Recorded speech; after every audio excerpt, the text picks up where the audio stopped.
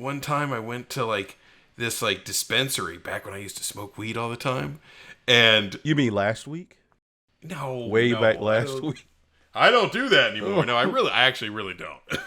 But when I did, right? I got so paranoid. Like, it was really weird because I normally don't. You know, I'm normally fine and chill. I normally just fall asleep. But like my heart started racing and got all like amped up and like paranoid and it was weird. I smoked 2 bowls. It was weed that was confiscated from Robin's friend's son, and she gave it to us. And we had it for like months, and then we went to Vegas and saw Cirque du Soleil, Zumanity. Yeah. Sex du Soleil. Right, and I smoked 2 bowls of it. I had done weed in like years, man. But I guess it was delayed effect. My fucking heart was like, I was palpitating, dude. Like, yeah. Robin says I was sitting on the toilet talking about my heart, but I was holding my stomach. But man, going to see Zumanity high as shit with your heart racing, unforgettable fucking experience, dude. Some old white lady grabbed my ass in the lobby. That's a true story. She grabbed my ass, man. I didn't. Weird shit happens when you're high, man. Yeah. It's true. I'm with you, bro, because that shit never happens to me sober. Hi, old lady. She's like, oh, I thought you were my husband. I'm like, what the fuck is going on?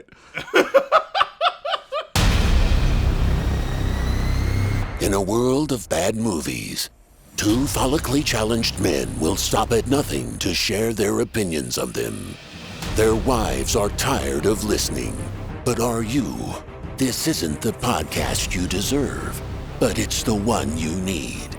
Prepare yourself for Bald Guys and Bad Movies.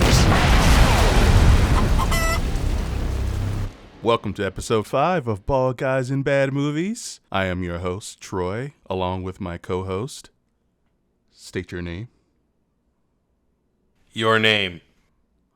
He's so clever. This is why he has a spot at the mic, folks. Witticism like that. Michael, the illustrious Michael Stella, once again here for your oral pleasure. Now, we can blame Mike for this episode because he has spoken, is the term highly? No. It feels like it's highly. It feels a little highly.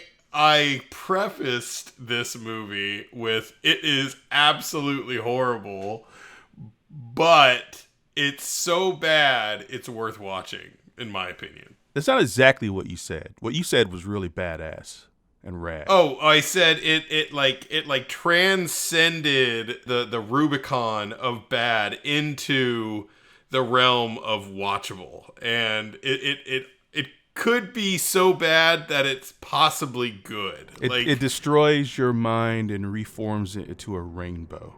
It becomes a thing of beauty. We're talking about Jack and Jill. Have we said the title yet? Jack and Jill, we haven't. No. We are talking about Jack and Jill, the 2011. Quite possibly Adam Sandler's worst movie ever made. I can't think of one that's worse, actually. I mean, can you? I never saw The Ridiculous Six. I've heard very bad I didn't things see that about either. It.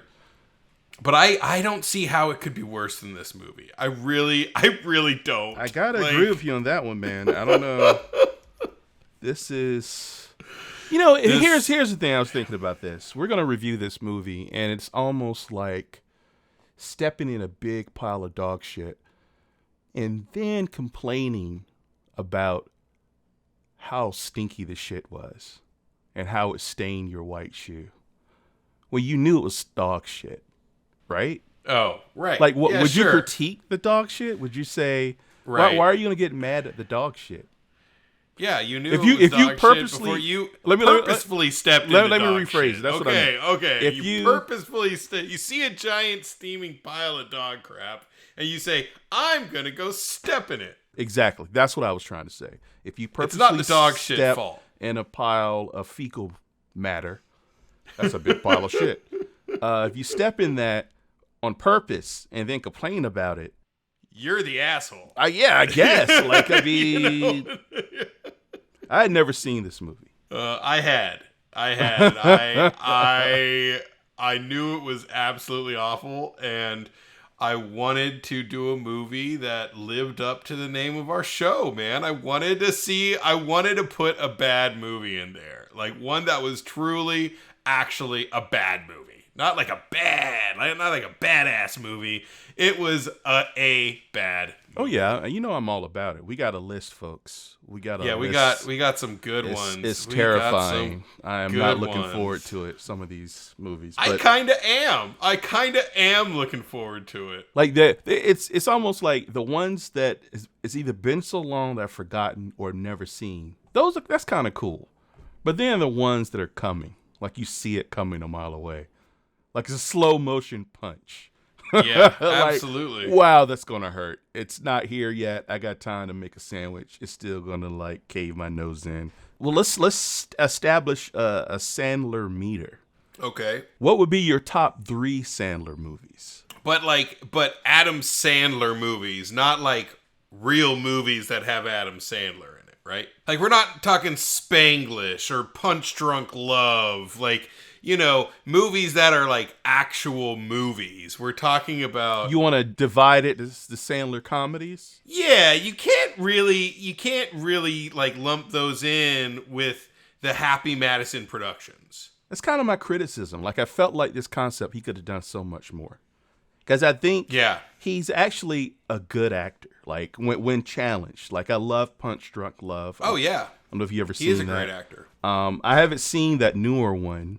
The one, Jesus Christ. The director of Good Times, Uncut Gems. Oh, fuck! Is it awful? It's just like it's like getting kicked in the balls for 2.5 hours, basically. Like you mean it's like Jack and Jill or different? No, at least no, man. Jack and Jill's just bad, right?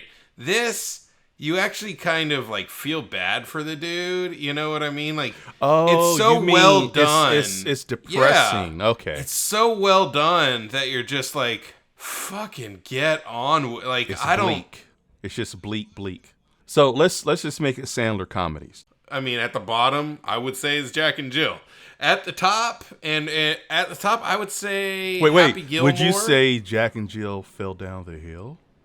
Oh God, it's at the bottom. Anyway, that's horrible. Yeah, I know. That's bad, dude. Get ready for more of these. Can you put a trombone like slide after you say that when you edit this thing? If you give me a pause right now. There we go. There we go.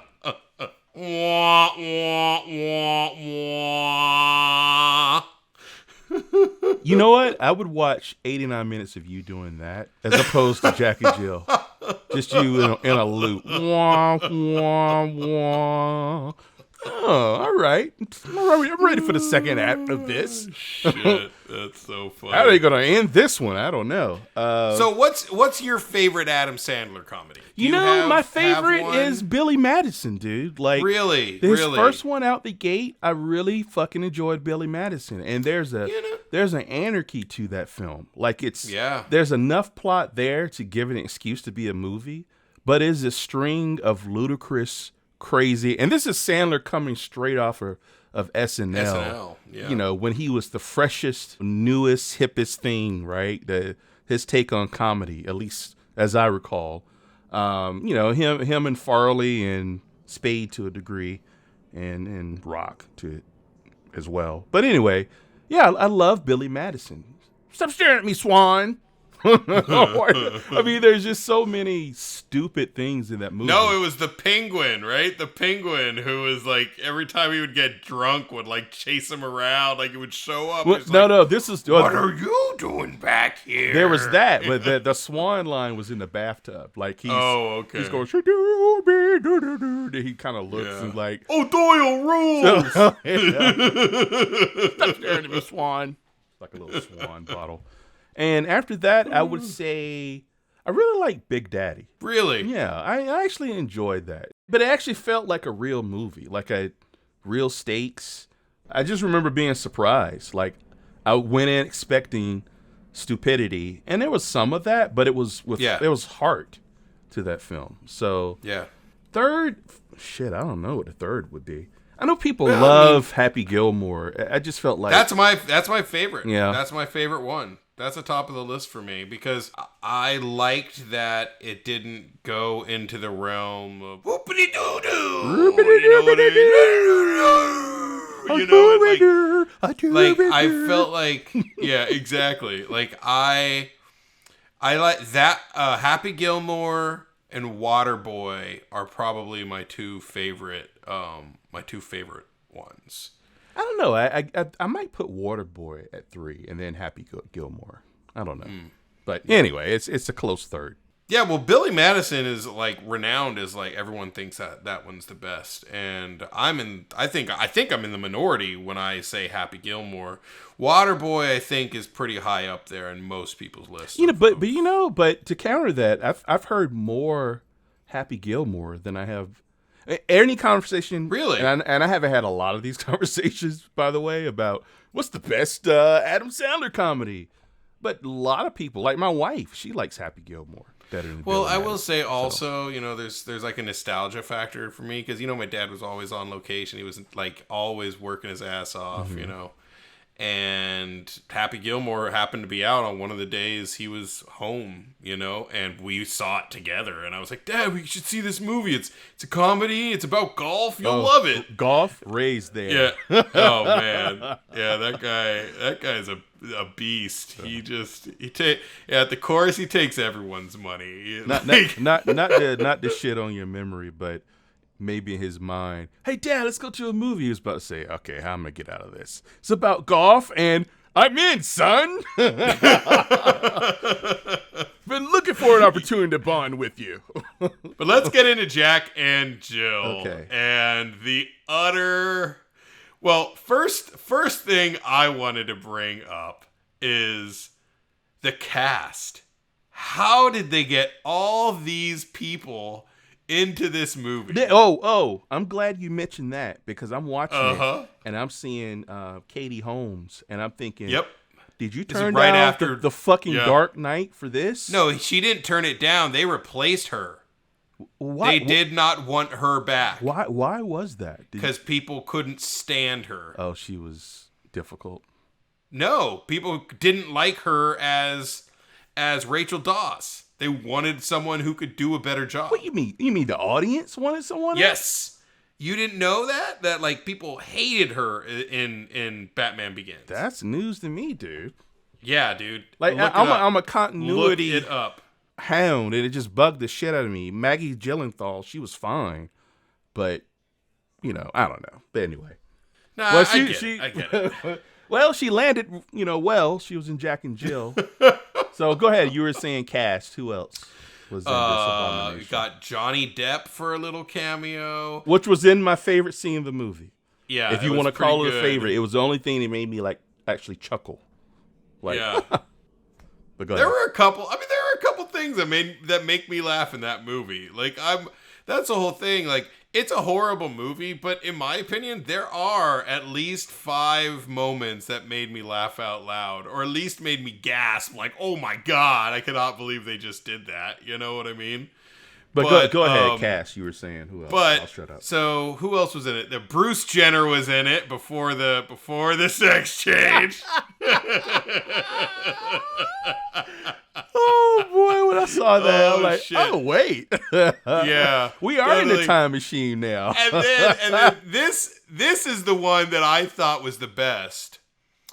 They had Jared from the Subway commercials, who is now a convicted sex offender, serving jail time for child pornography. And this guy's in the movie. This movie's gonna be timeless.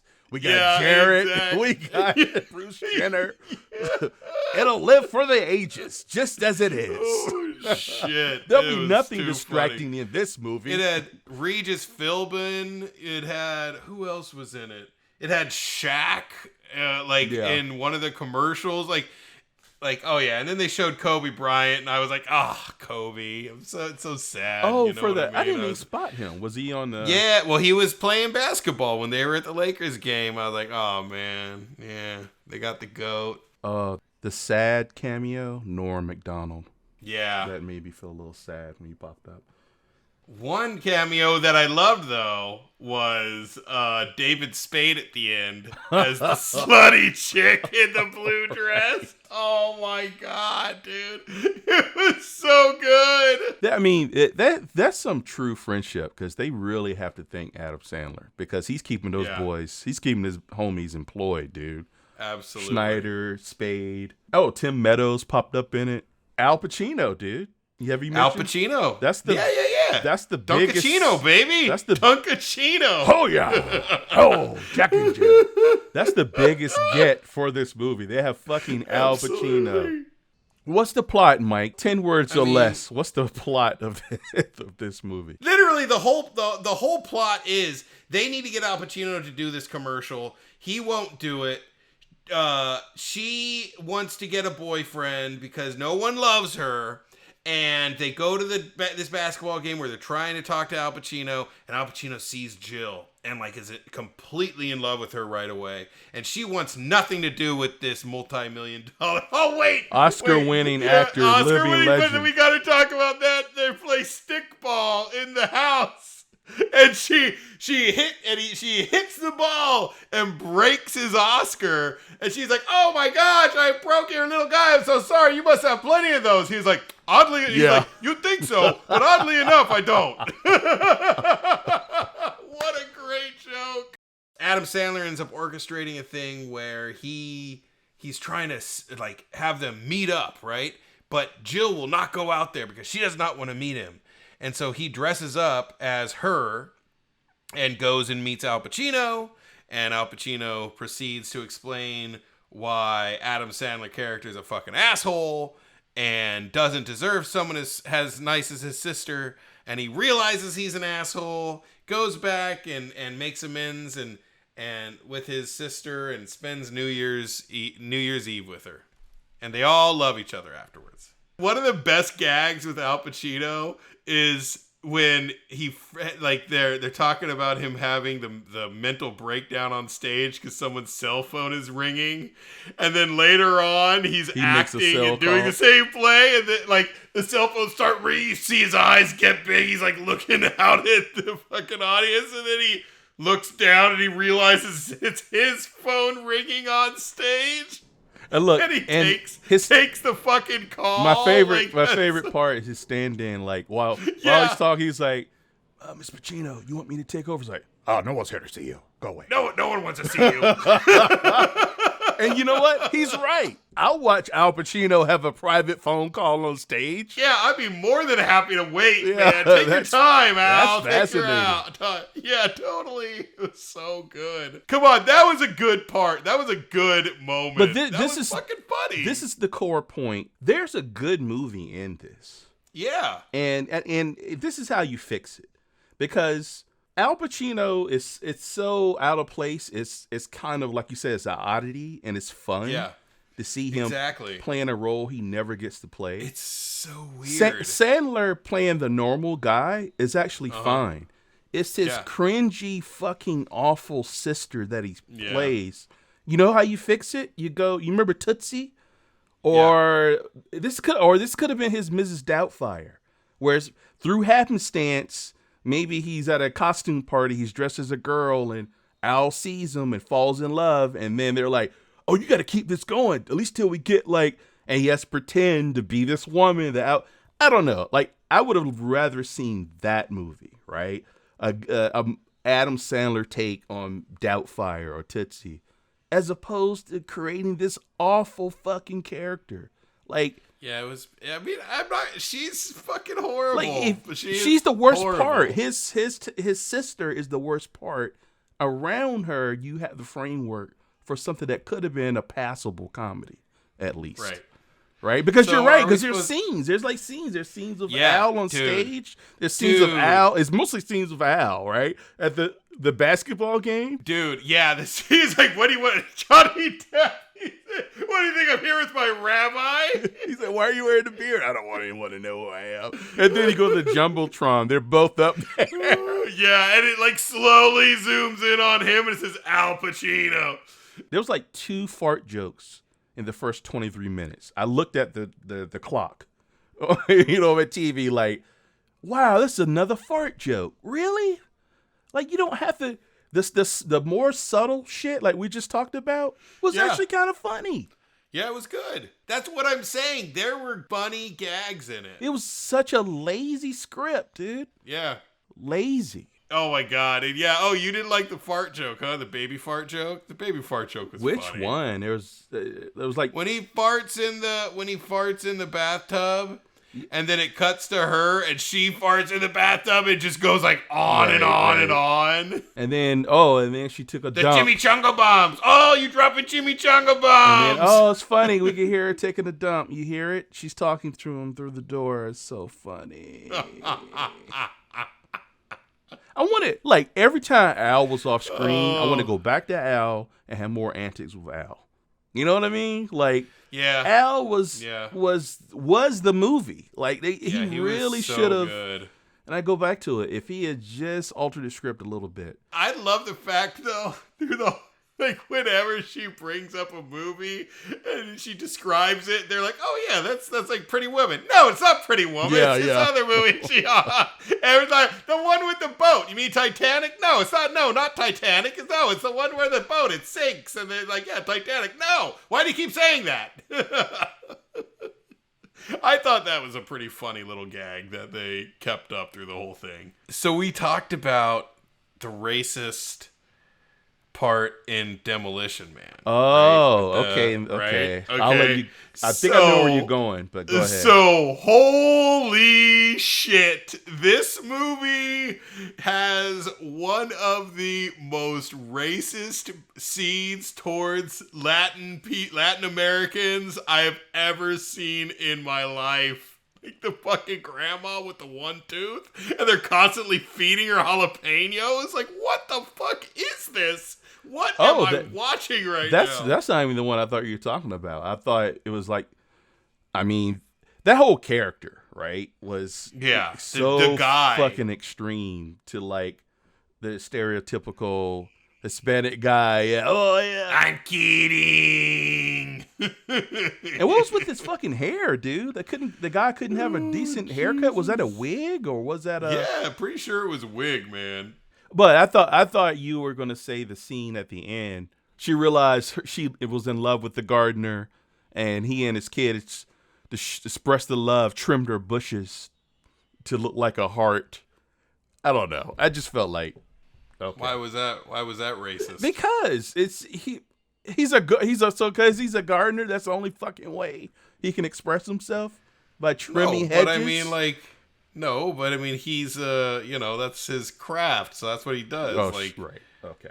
You know, like, how is... You're part of the problem, You Mike. didn't think the scene where he introduced every single person in their family and they were all named Juan and Jose, that wasn't racist compared to him trimming her bushes because he's a gardener? You thought that was more racist? This is my brother Juan. This is my other brother Juan. This is Juan Jr. This is Juanita. Like, literally. Like, but didn't he say just kidding after that? Or no, he was for real? No, he didn't say just kidding after that. That was all their names. I don't know, man. Yeah, one of the parts, he's like, well, we play soccer. We steal the wallets from white people and we eat. And he's like, just kidding. Yeah. We're not going to eat. He was just a strange character. He was just like he was a very, very strange character. Mike, you gotta tell everyone, as you told me, what? The Frappuccino, that whole thing. Like, how you described it to me was divine, right? So holy shit. So you're watching this movie, and the whole movie, Adam Sandler's trying to get Al Pacino to do this commercial for Dunkin' Donuts, right? Dunkin' Donuts, they have a new blended coffee drink coming out. Right. And called the Dunkaccino. And they are adamant that they're going to take their business elsewhere because he's a commercial director, like he's an ad agency guy. He's like, they're going to take their business elsewhere if they cannot get Al Pacino to do a commercial saying that he is now going to change his name to Dunkaccino. So through the whole movie, he's trying to do this, and then at the very end, his sister falls in love with the gardener, which is wonderful, and then it just does a hard cut to this morning at Dunkin', and it's the commercial. It's the Dunkin' Donuts commercial, and they're basically it's like a dance number. But what happens is Al Pacino walks in the door, and they're like, "Oh my God, it's Al Pacino!" He's like, "It's not Al anymore. It's Dunk." He's like, "Give me one of those Dunkaccinos." And so, or no, he's like, "It's Dunk." They're like, "Dunk? Dunkaccino?" He's like, "That's right." And then they do this whole musical dance number about how he's changed his name to Dunkaccino, and it is utterly... I cannot describe this scene. Yeah, you have to see it. You have to see it. Like, there's no way to describe The Godfather, Michael Corleone, dancing around, Serpico, dancing around. Scarface, Tony Montana. Yeah, Scarface, yeah, exactly.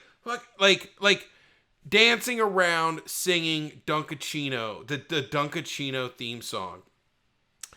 It is a work of art. It is so horribly perfect.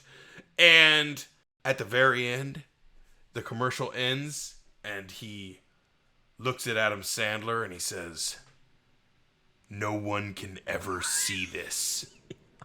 He's like, "What? What do you?" He's like, "Has anyone seen this?" He's like, "Well, I mean, like, yeah, just a couple of us, and like I think I showed it to my wife." He's like, "They got it. They have to be talked to. It has to be burned. Burn it. I need you to find every copy of this and burn it." He's like, "What? You don't like the?" He's like, "Well, I mean, it's 32 seconds now. I got to cut out a couple seconds. Like, what parts do you think?" And he's like, "No, the whole thing. No one can ever see this ever. I'm serious." And that's the end of the movie. So do you think the movie was being meta about itself? Like, maybe. Is it? I have no idea. The real Al Pacino's reaction to being in this? You know what? turd? I would love to know what Al Pacino's take is on Jack and Jill. I bet you he has a positive take. And I would think he probably has a surprisingly positive, place in his heart for Jack and Jill. Like, I think he does. I think he probably fucking enjoyed just to let his hair down. And you know what? If he does have that fond place in his, fond memory of Jack and Jill, fucking hell yeah. I like him that much more. But I gotta wonder, the movie as it is now, if it was released, like, say it was like right after Happy Gilmore, this one came out. Okay. Would have been regarded better. Like, was it just timing for this? Because it really... He was not at the peak of his performance. Didn't stray too far from the Sandler formula. Sure. Like, I mean, honestly... I think it's exactly what you said. Yeah. I think it's exactly what you said. Timing, man. This came out when he was in the middle of a slog. He was hit and miss by this point, right? Mm-hmm. Because he did... I now pronounce you Chuck and Larry. You Don't Mess with the Zohan. Well, it's the... Look, I still am. Like, I love Will Ferrell, but I think at a certain point, especially when you have comedy that explosive, broad, in your face, over the top, I think there's a shelf life, right? A part of comedy is the unexpected. Like, oh my God, he just did that, or oh, this is like fresh and new. 4 movies in, and you're doing the same shtick. Like with Will Ferrell, it kind of feels like his movies kind of blend together, right? The comedy ones. And I think around that period, that's probably what was happening with Sandler, because the DNA of this movie, the scattershot nature of it, the just bare minimum plot with a bunch of scenes kind of hung on it like a clothesline. Yep. I mean, that's fucking Billy Madison. Honestly, like, I mean, I'm bitching, ragging on the movie, but if it was the first thing he had done or the second or third, I probably would have loved it. Maybe. I don't know. I mean, if it came out around the same time as Billy Madison, I think it would have gotten a much better reception. even though it still would have been the same steaming pile of dog shit. Right. Yeah, that's the kindest thing I could say about it. Is that there's a good movie scratching to get out of the cage that it was trapped in. I would not recommend this movie. I would have to agree. I do not recommend this movie. We would not recommend stabbing yourself in the eyes with a number 2 pencil. We wouldn't recommend sipping from the urinal at the Denny's. And we or any urinal for that matter. It's got to be Denny's. Those, have you seen a Denny's urinal? Those are like I haven't been to Denny's in years, bro. Oh, I'm like, sorry. why would I ever go to Highfalutin. Denny's? Okay, us common people with families sometimes sorry. got to go to Denny's. But yeah, you shouldn't step in dog shit, and you shouldn't watch Jack and Jill unless you really love Al Pacino and want to complete your Al Pacino. I've watched every Al Pacino performance. Then it is worthy of watching it for Al Pacino. It is bad. It's a bad movie. It is, but there's something about, like, there are certain moments in it that are really good. Like you said, Al Pacino is so good in it. It's just, it's such a weird movie because I don't recommend seeing it. Okay, but see, like, I can't recommend seeing it, but I feel like you should see it. Like, I don't know how, but then wait, we got. I can't really get that's what I'm saying. And that's why I initially talked about it when, like, back in the day, was because, like, I can't recommend it as a good movie, but I really feel like it deserves to be watched. You know, If someone out there would make a supercut, cut out all parts of the movie except for Al Pacino's part, I would recommend watching that. Fair statement. Yeah. We've seen bad movies. Like, there's no redeeming qualities. There's no curiosities. Like, so what we're talking about here, this is a curiosity. This is the bearded lady. This is the freak. Yes, there you go. Yeah, that's it. This is the bearded lady of movies. Like, yeah, I'm not saying you're gonna enjoy seeing this freak, but you should probably check it out at least once, just to stare at it and wonder, how was this made? They invested money. How did this get through all the checkpoints? Very well put. Roll I will film, say that. And also, you fucking got Al Pacino. That's what I want to know. I want to know, did they lock down Al Pacino at the script stage? Like, because it's so embedded in the script. Like, yeah, I mean, it has to be Al Pacino. He fully committed to the absurdity of this film. And I've never seen him at that level of energy and absurdity. Yeah. And it was refreshing. I got to say, I enjoyed every single moment Al Pacino was on screen. So, absolutely, for that reason alone, if you want to watch this movie, watch it for Al Pacino. The Oddity. Yep. Yes. Come on. Come see Al Pacino. Ruin his career in a career-ending role, but not really, because he's still making movies.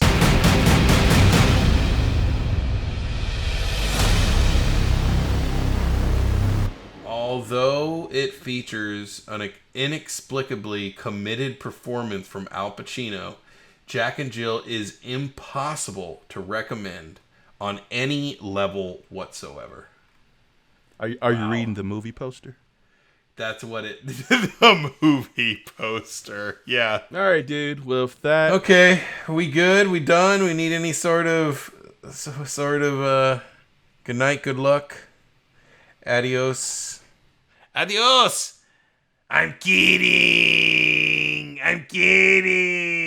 It's so fucking wrong.